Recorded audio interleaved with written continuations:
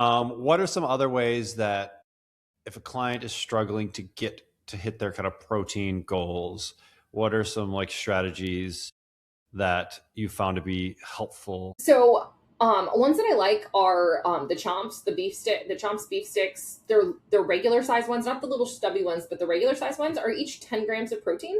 So if you keep two of those in your purse and you're in a jam or your gym bag or whatever it is, you have 20 grams of protein right there. And I think sometimes that can be a really big kicker. We've Pre-prep. got we've got the form ones here at the gym that I think are 18 grams, but a little bit bigger of a stick. Okay, I mean, so something like that would be perfect. I love that Yeah. idea. That is hands down super easy, grab and go, boom, ta-da. Um, Pre-prepping your protein. It's really eat hard to eat chicken if your chicken is frozen in the freezer. um, and I think this is something that uh, we do. Like it's the what's for dinner, but no one pulled anything out for dinner kind of thing. If you on the weekend take the time and you prep some ground beef or some burger patties or like chicken thighs, whatever that is, like you can pull like fill the grill. Hmm. Like your ultimate goal should be there should be no space on the grill except for that there's a little bit of room between like my chicken and my beef because I don't like it to touch. But Weird. I would take that time and I would prep that food. If by Thursday, to Wednesday, Thursday, stuff isn't eaten, do you know what I do? I put it in individual containers and I put it in a Ziploc bag and I stick it in the freezer. And do you know what I do? I pull it out the next time I need it, but I'm only doing it in a serving size, so it's going to defrost fast. But I have meals all week. We did a roast this past weekend. I've been eating roast every single day, but I don't like I didn't have to prep because I made it for a dinner and then I ate it the rest of the time. So like thinking about protein sources that can be used a lot of ways. We bulk prep a lot of chicken at our house, and then we prep it and we cut it up, and then we can toss it into stuff. Oh, great, we have chicken already. Let's make tacos. Let's. It just saves a ton of time, and protein is honestly the reason that majority of people go out to eat.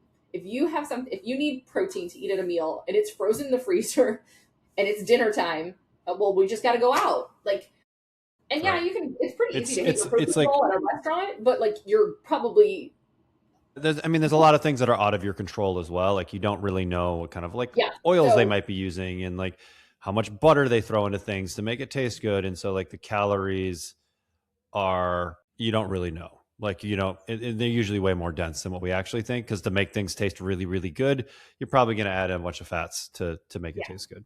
So at home, I mean, I just think it's the easiest thing, and I think it's just one of those like you're making spaghetti. Okay, you guys eat a lot of spaghetti at your Hmm. house. I love spaghetti. You brown how many pounds of ground beef when you make spaghetti? I don't know the whole package. Okay, so one package though. So why can't you brown two packages at a time and take half out? Now you have it, and you can eat that ground beef with rice, raw shredded carrots, and Japanese barbecue sauce, and now you have meals for the next 4 days. Hmm. Like that's how simple you can make it, and that those are probably more of my like protein hacks than like if you're browning a pound of ground beef, brown two. Like don't be working so hard. Yeah, I mean, I think you're spot on. You're already cooking once. Why not do more?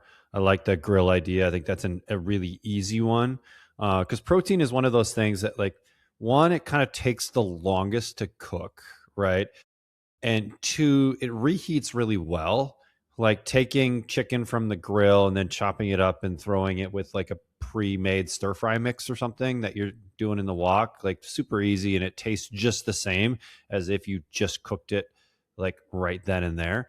And so that's something that we do at our house a lot is pre-cooking a lot of those proteins, throwing chicken thighs on the grill, throwing burgers on the grill. Stuff heats up really, really well. You have a meal right then and there. But again, like how do you cook once but have multiple meals? I think that's a good way because the big bottleneck for a lot of people is literally just not being prepared, right? Or not having stuff available. And protein is the one where it's like, that's going to take a little while to execute because you could literally take, right? You could take rice that you heat up, like literally like the Uncle Ben's whatever 1 minute rice that goes in their microwave, some baby carrots and some cherry tomatoes, and you add a protein source to it, and you've got like a meal. You've got carbs, you've got veggies, you've got fiber, you've got protein, and if the protein is already done, like boom, you're good to go. But if the protein's not done, like that becomes then the limiting factor. Like, And it's the most likely limiting factor of why you're not going to cook at home.